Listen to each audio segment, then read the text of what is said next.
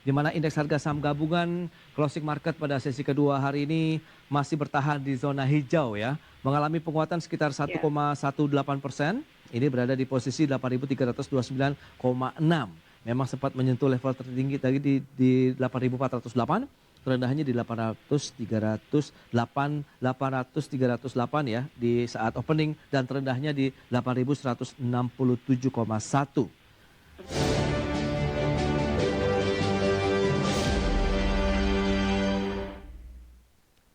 Baik pemirsa, terima kasih Anda masih bergabung bersama kami dalam IDX Second Session Closing, dan kita tadi sudah sampaikan beberapa data terkait dengan pergerakan indeks harga saham gabungan, dan kita akan mencoba untuk terhubung bersama dengan Ibu Liza Kamelia Suryanata. Beliau adalah Head of Research Kiwom Sekuritas Indonesia untuk membahas bagaimana strategi investasi di tengah pergerakan indeks harga saham gabungan yang kemarin juga sempat mengalami pelemahan, kemudian sekarang tengah juga dalam posisi rebound. Ya, kita akan coba sapa.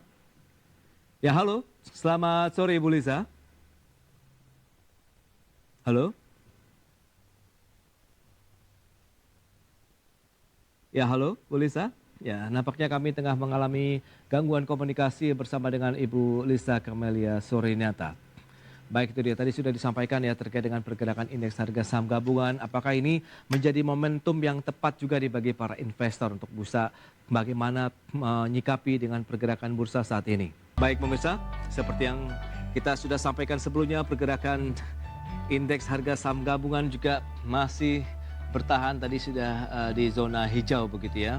Ini terus mengalami penguatan begitu 1,12%, berada di posisi 8.324 untuk pergerakan indeks harga saham gabungan. Nah, ini menjadi sinyal yang juga menarik dicermati begitu. Rebound yang terjadi dari IHSG ini apakah menjadi sinyal kuat, karena secara fundamental sebenarnya indeks harga saham gabungan juga masih cukup kuat begitu ya untuk menopang bagaimana sentimen-sentimen yang terjadi begitu beberapa waktu belakangan ini, dan ini menjadi bukti bahwa indeks harga saham gabungan ini akan kembali terus mengalami posisi kenaikan ataupun rebound begitu, yang diharapkan akan menyentuh kembali level all time high yang sempat terjadi begitu, yang sempat disentuh oleh indeks harga saham gabungan. Baik, untuk membahas terkait dengan pergerakan indeks harga saham gabungan, kita akan coba kembali untuk terhubung dengan Ibu Liza Kamelia Suryanata. Halo Ibu Liza, selamat sore.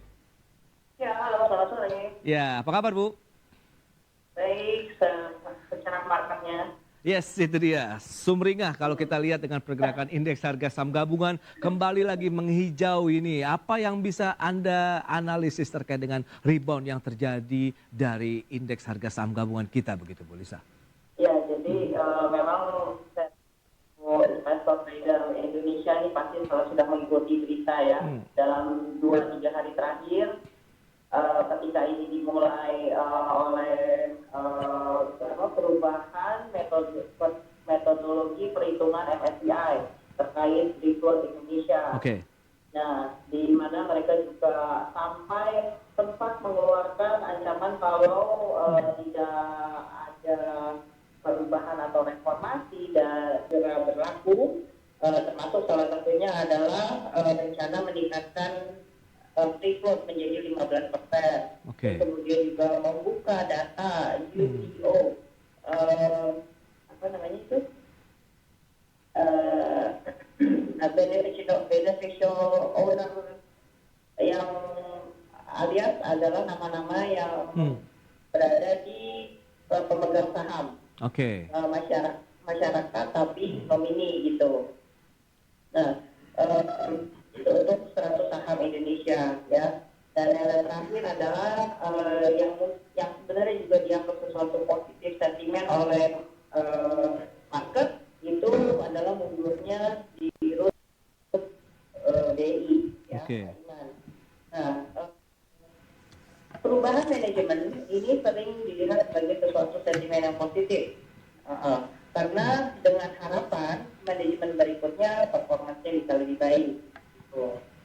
Baik, Bu Lisa, lantas oke, dengan menyikapi dengan kondisi yang ada, strategi apa saja yang mungkin perlu dilakukan oleh para investor begitu, kita akan bahas lebih lanjut di segmen berikutnya Bu Lisa. Kita akan jeda dulu sebentar ya, dan pemirsa, kami akan segera kembali usai pariwara berikut ini.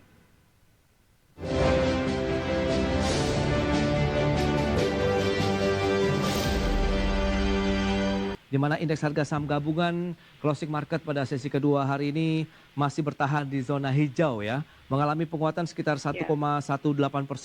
Ini berada di posisi 8.329,6. Memang sempat menyentuh level tertinggi tadi di 8.408. Terendahnya di 800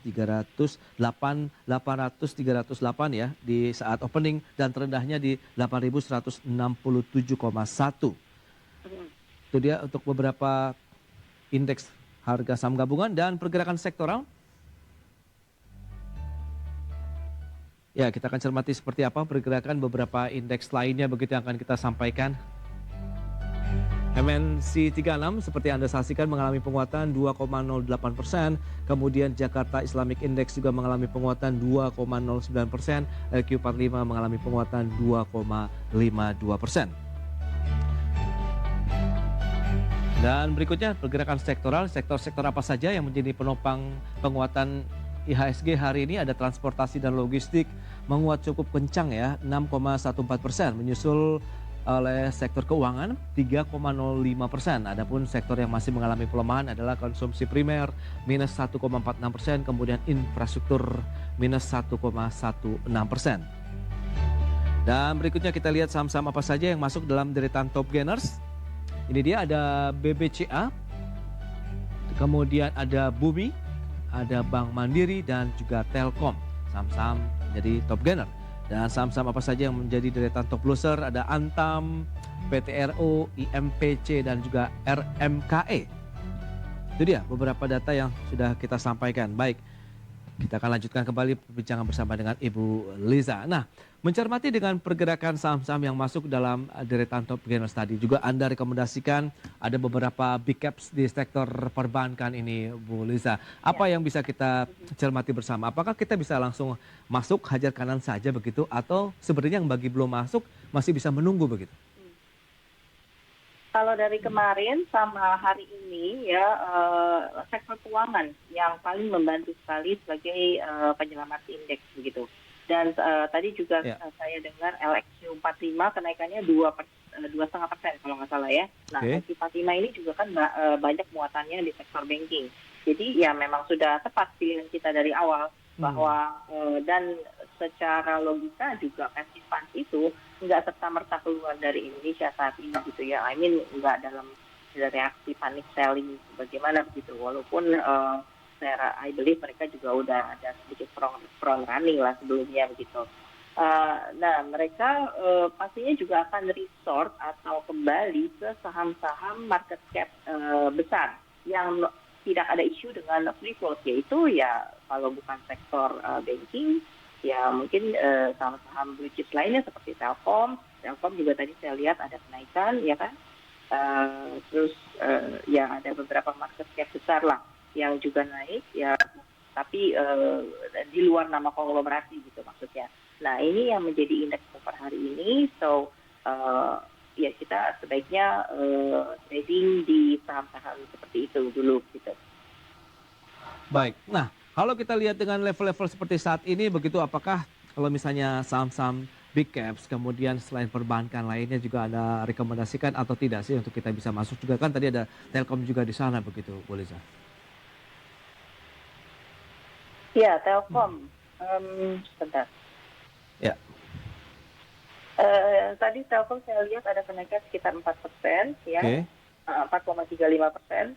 BCA, Bumi, BRI, Mandiri. Nah, ini sudah ini adalah 5 saham dengan transaksi terbesar hari ini, turnover ya, transaksi value. Ya, so bisa disimpulkan bahwa saya rasa baik passive fund, investor asing yang masih ada maupun lokal juga tampaknya kembali ke blue chip old school. Ini saya rasa merupakan pilihan investasi yang paling bijak saat ini.